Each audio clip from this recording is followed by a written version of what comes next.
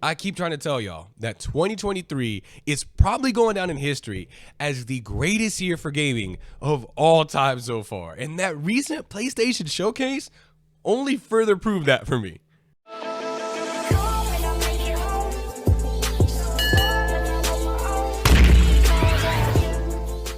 Yo, what's good? It's Min Story. Y'all already know. I checked out that recent PlayStation showcase. I actually live streamed it live on TikTok exclusively, and we had a good time. There's a lot of people in there, was kind of reacted to everything. And yeah, over the recent years, y'all, I have checked out pretty much every major gaming showcase. It's been live streaming. The ones for the Summer's Game Fest, Xbox showcases, Capcom showcases, you name it, I've watched them. They've been all right. But this recent PlayStation showcase is the first time in like a while now, I feel like, that I've walked away from a showcase and been like, wow, that was actually really dope. It was like an overall for me 8.5 out of 10. It was a great showcase. And to talk about why specifically for me it was so good, I'm going to go through the all the games. I have like a list here, just going to kind of, no script, nothing, just going through all the games and talking about, giving little surface level thoughts on them, why I'm so hyped for it, etc., etc. Just kind of talk a little bit about them, free form. And first up, again, you already know I gotta talk about the Metal Gear Solid Delta Snake Eater. I think it's basically just a Snake Eater remake that Konami is putting out. This was funny. This was hilarious in the stream because we were watching this trailer and someone in the chat was like jokingly, they were like, oh yeah, it's a Snake, Metal Gear Solid remake. And I was like, oh, you're so funny, dude. Like, joking. And he actually got it right. And when we realized that this dude's guess was right, he was, oh my God. And we just had a good time with it. It was hilarious. But yeah, we're getting a Snake Eater remake. That's crazy to me. I'm really hyped for this personally. I know Konami doesn't have a great track record, especially when it comes to Metal Gear recently, and more specifically with Kojima, but they did have a major restructure in 2021. And since then, we as a gaming community haven't really given them a chance yet. So given that recent restructure, I'm curious to see what they can do and what they can pull off, right? I'm willing to give them a chance since they've had this kind of major business restructure. I want to see what they can do. Metal Gear Solid is one of my favorite gaming franchises of all time. It's right up there for me with like Resident Evil, Final Fantasy, Dragon Age, what have you. And Metal Gear Solid 3, specifically Snake Eater, is a massively important game to me. So I'm really excited to see what they can do with it. We don't really have a lot to go off of. Nothing crazy was shown, just like, hey, this is actually happening. And we also got that 1 through 3 collection coming. So you best believe I'm about to play through those games all over again. I hope that means a collection of some other games, maybe like bundling Metal Gear Solid 4 as well as like Peace Walker and Portable Ops are maybe bundled together as well to play through those. But yeah, I'm really excited to see what goes down with that. Next up, might surprise y'all, I really want to talk about the Plucky Squire. This game looks it's just adorable. It's adorable. It looks like it has a lot of charm. Looks like it's overall going to be really fun. And I just love every time I see this game come up. It wasn't first revealed at this showcase, not at all. But seeing the gameplay here, every time I see more of this game, I'm like, I've got to play this. This looks like it's just some good, silly, solid fun. And it looks like it's going to be a real chill game to actually just hop on, play on stream, maybe get some recording done.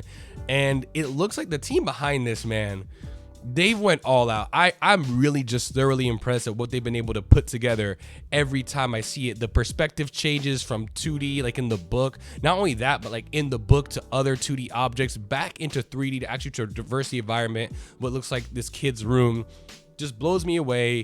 It looks adorable. And overall, man, I think this is going to be some solid, simple fun. And I'm really excited to actually play this one. Next up, we're talking about Helldivers 2. Now, I actually did play Helldivers 1. I think it was a PS Plus game way back. I don't know if it's always been, you have to pay for it, or if it's always been free. I'm not quite sure. But I did play Helldivers back in the day, and I enjoyed it. I just don't like top-down twin-stick shooters like that. That's not my thing. So at first, I didn't know what I was looking at. When I saw this trailer, and I saw that it was Helldivers, I saw that skull in the armor and that insignia, and I was like, wait a minute, this looks familiar. But when I actually saw what was going down and it clicked that it was Helldivers with those pods crashing down onto the planet and the dudes coming out, I was like, oh yeah, Oh yeah, this is gonna be sick. I know. I haven't really talked about at all, really, even here or on TikTok, really about Helldivers. But take this as an opportunity. Helldivers 1 is a fun game. You know, I can even admit that even if twin stick shooters top down aren't my thing. So now that it's in third person, which is my favorite perspective for gaming in general, oh yeah. Oh yeah, it's gonna be dope, because in Helldivers 1 you have a lot of customization. You're taking on these badass aliens, there's mechs, there's a drop pod, there's all kinds of cool gadgets. But what's really cool about Helldivers, the first one, is there's a lot of customization to unlock. You know, just by playing the game, there's tons of customization. So having it in third person now, you can still see your customization on your character. Super dope. I'm super excited to see where this game goes. Now to talk about a game that caught me off guard completely. I knew nothing about Phantom Blade. I know now after doing some digging that Phantom Blade does exist in other games. This isn't their first foray of this IP at all. But when I saw this game for a hot minute, I was like, okay, are we getting something new from Team Ninja? Is this new Neo? Is this Sekiro inspired? Like, I don't know. I didn't know what I was looking at. But as I watched this trailer develop, it was very clear that this was something all of its own creation, while definitely taking inspiration from other games in recent years. But still, it's unique and it stood out to me. And the gameplay was just so hype. When at that scene, I was sold once I saw that first fight take place about a minute or so into the trailer, where the dude is just clashing swords surrounded by other goons, and he's fighting like two guys at once in this specific instance, and they're just clashing swords back to back.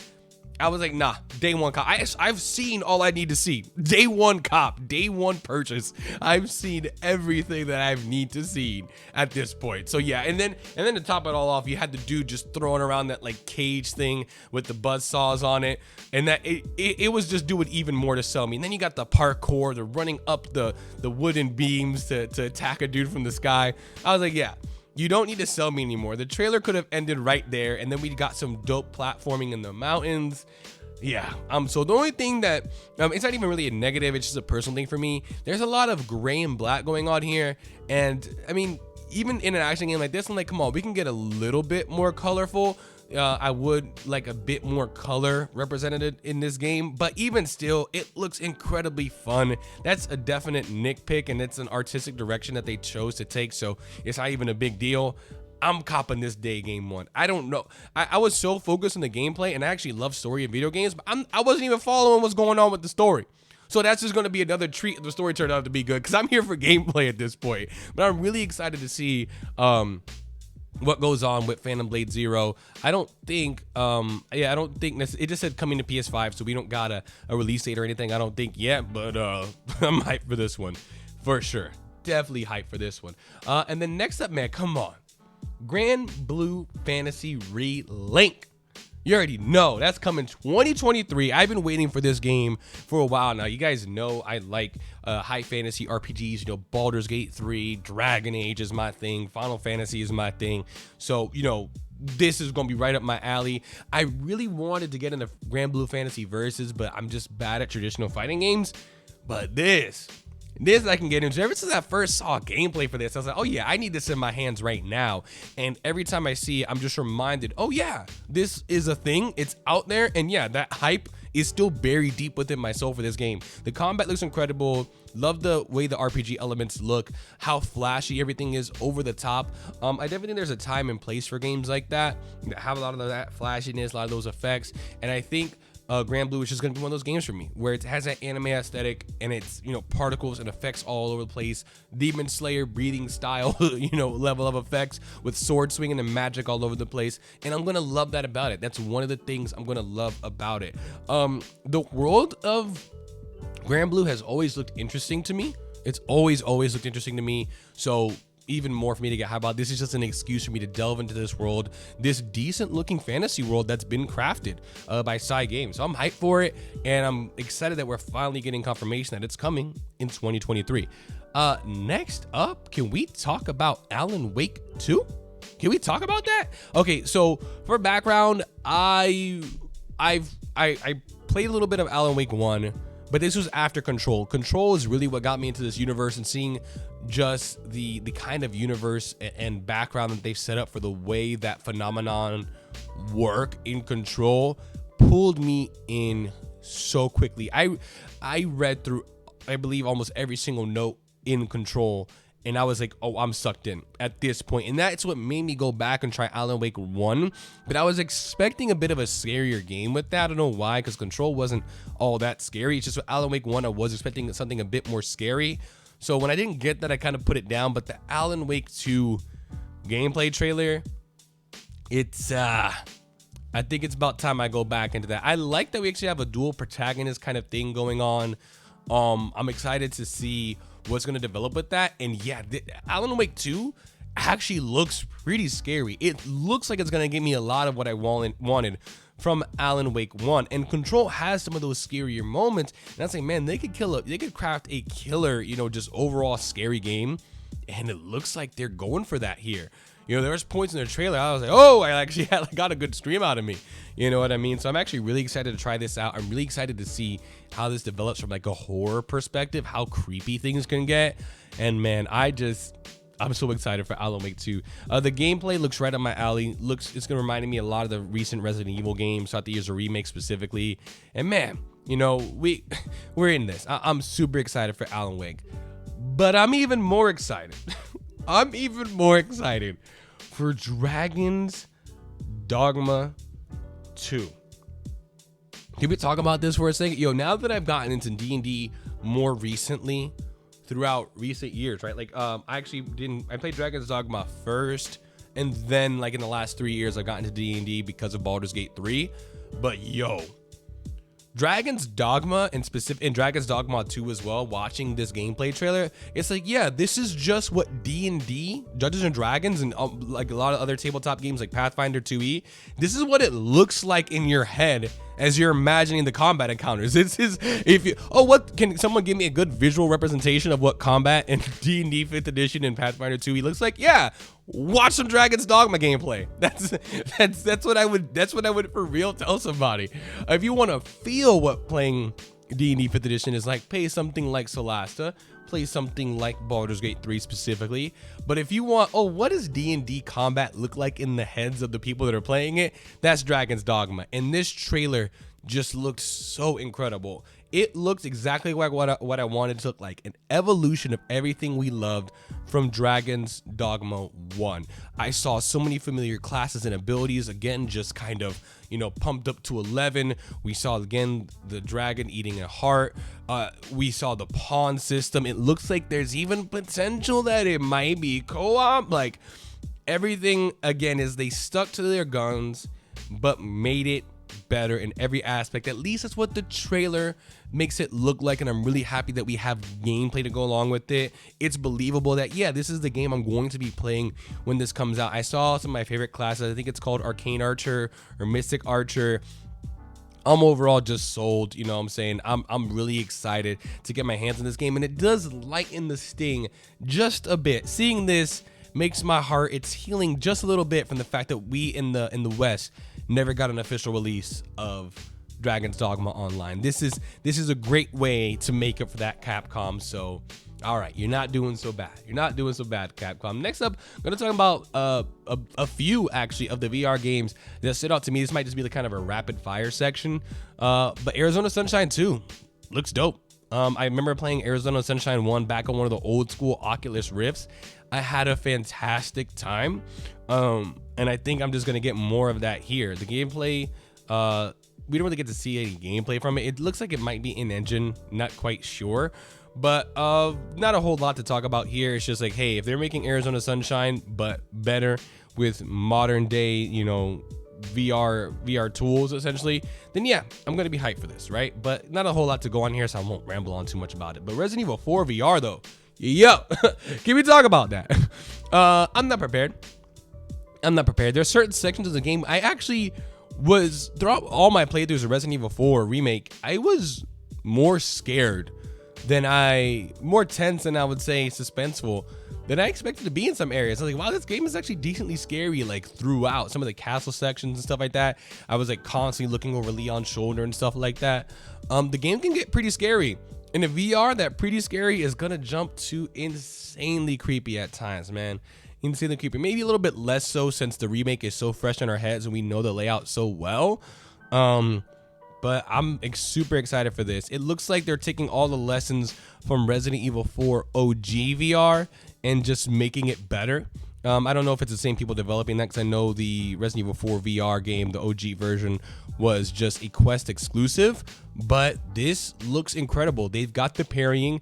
Resident Evil 4 Remake is like, what, a 9 out of 10? I can't remember if I gave it 9 out of 10, 9.5 out of 10. Can't remember if I reviewed it, gave it a score, but that's like off the top of my head, that's the score it would get. And now we're just taking that same 9 out of 10 game and just giving it a VR mode from a developer with a track record of making great VR modes. So it's going to be insane. And lastly, real quick, let's talk about Crossfire Sierra Squad. I really think PSVR needs a solid, like, you know, military-based first-person shooter, and it looks like that's what they're getting. I don't know if this is going to be PvP as well. It's being touted as a, you know, an arcade shooter. You know what I'm saying? It's touting 39 types of weapons, throwables, throwbackables. You know what I'm saying? So it looks like it's going to be a lot of fun. This looks like a really great arcade-based style shooter. I think this looks like something that's right up my alley, enjoying games like, you know, Ghost of Tabor, Pavlov, you know what I'm saying, Contractors. This looks right up my alley personally. Games like this and Resident Evil 4 Remake VR are probably what's gonna make me make that jump to PSVR 2. However, again, I just really hope something like this is gonna have PvP, but we'll see. And that's it for the VR tangent, man. And yeah, we're almost done. Real quick, man, gotta talk about Destiny 2. Cade is back. I stopped playing Destiny 2 around, I played it like for the first 3 months when it first launched, and then since then I haven't really touched it, but I've kept up to date with it on social media. I know that Cade in the game is gone, and that sucks because he was like my favorite character, and now the boy is back. Insane. Cut it out. Come on, insane, absolutely nuts. You know what I'm saying? So I'm really excited to see where that goes, and that might get me back into Destiny 2. We'll see. And then lastly, I try to tell people, right? The discourse online has been, look, you know, Tears of the Kingdom is winning game of the year, and it's easy. It's no contest. It's winning undisputedly. And I tried to tell people, I was like, this year is incredibly stacked. We've had some great games like Resident Evil 4 Remake. We've had Dead Space Remake. We've had some great games already come out this year. You know what I'm saying? With great games to look forward to, like Baldur's Gate 3. I tried to tell them Spider-Man 2 is coming. Don't sleep. And then we got to look at Spider-Man 2. And I was like, yeah, this is Tears of the Kingdom's competition right here.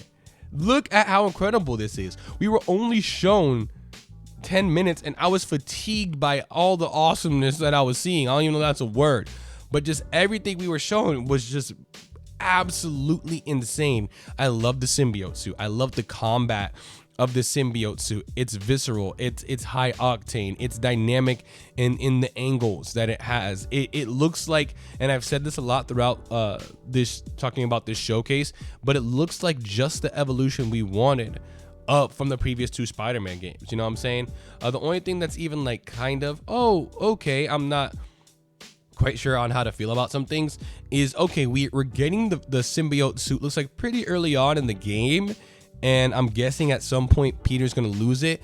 So, oh man, it is gonna suck to potentially get all these cool symbiote abilities, and then at some point in the game we're gonna end up losing them because we're going to go against Venom. So you know, that's just a part of it, I guess. And I'm hoping that Peter's ability, specifically once he no longer has the symbiote suit, I'm hoping that his abilities that he gets is just like his normal Spider-Man compensate that. Obviously Miles is always a blast to play with.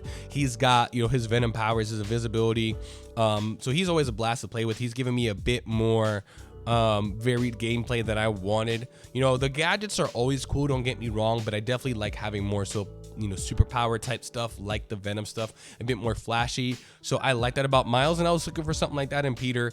And the Venom symbiote suit is definitely going to give us that. It's probably not going to stick around throughout the whole game, but still, it's going to be amazing for the time, the period of the game that you do get it. And we got that wingsuit for both characters. There's so many cool stuff in this trailer we got to see. I'm not doing a deep dive, but like, come on, man. We got the wingsuit. We got double stealth takedowns. We got creating your own little scaffolding to the web lines, essentially, to crawl on now. You can make your own vantage point to, for doing stealth takedowns. It is going to be absolutely insane. Big thing, obviously, we got Kraven the Hunter is coming to New York, not just to hunt down Spider-Men, but to take out like all these kind of metahumans or like really powered up individuals, either if that's with tech or whatever. He's looking for a good hunt. So I think everything we see, man, it's a no-brainer that this game is coming hard for that Game of the Year competition. It is going out swinging. And all those games, look at how many games I talked about. Rarely does a showcase come out, and again, I only spent like 2 minutes, maybe 3 minutes at most on each game.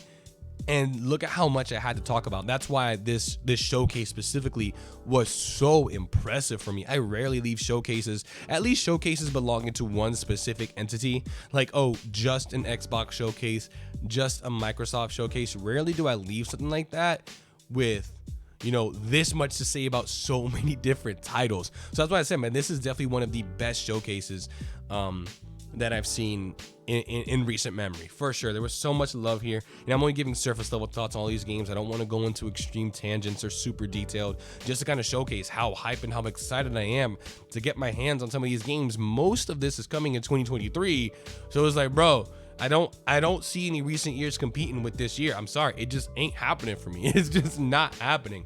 And then lastly, real quick, something that didn't get me as excited. Okay, we got that Project Q, I think is what it's called. The PS5 handheld, basically. It's a cloud gaming device, which is essentially this thing that it's a PS5 controller split in the middle with a decent screen in the middle, and it's going to allow you to stream your games from your PS5 to that device anywhere in the house, as long as you're in that same Wi-Fi connection. So it's a cloud gaming handheld console specifically for the PlayStation 5. And I'm about it. I personally would have wanted a new PSP, you know what I'm saying, something that could play games natively. But if it's priced well, if it's like $150 to $200 max, I could see it be like, all right, not so bad. I'm actually think that's a great price to be able to play your PlayStation 5 games anywhere in the house, like in your bed, chilling or whatever, right? Especially if they can improve remote play as a service overall by the time that this arrives. But it's weird because they just released the Crossbone, I think it's called, the backbone, that PlayStation 5 controller specifically for remote play on your Android phone. So it's like, or iPhones or whatever. So it's like, all right, what's the strategy here? What's the strategy here, Sony? And we did get those buds as well. They look dope, you know what I'm saying? They have a nice look to them. I'm not too excited about those buds. I already got a gaming headset, you know what I'm saying? But yeah, that is the entire PlayStation showcase there. And that is everything we were showing y'all. It was a hell of a showcase. It was really impressive. I love everything that we got to see, and Sony is coming out swinging. They are not holding back at all. They're like, okay, Nintendo released potential game of the year, watch this, and just came out swinging with all these announcements, man. I'm excited, and I'm not trying to say I'm a Sony fanboy or anything, because I'm really excited. I know Xbox has, I think, a few showcases, or Microsoft specifically has a few showcases coming up in June, and I'm hoping that theirs is just as amazing. I want those games to be good. I don't think gamers win when only Sony is putting out bangers and pulling out the heat. I want Microsoft to have some amazing stuff as well, and I want them to have some great games, and I hope that this showcase that's coming out in June for them is just as good. Hell, I hope it's better. I hope it's better. But we'll see. We got some more hype stuff coming in June, so I'll do one of these recaps as well. If that, I think it's Summer's Game Fest or Xbox Showcase, whatever it is we get in June for Microsoft and Xbox. If that turns out to be just as good, I'm going to be excited for that as well. But yeah, man, that's going to do it for this video. My name has been Stora. Please let me know what y'all thought as well about the PlayStation Showcase. And as always, I will catch you on the next one. Y'all be easy, man. Peace.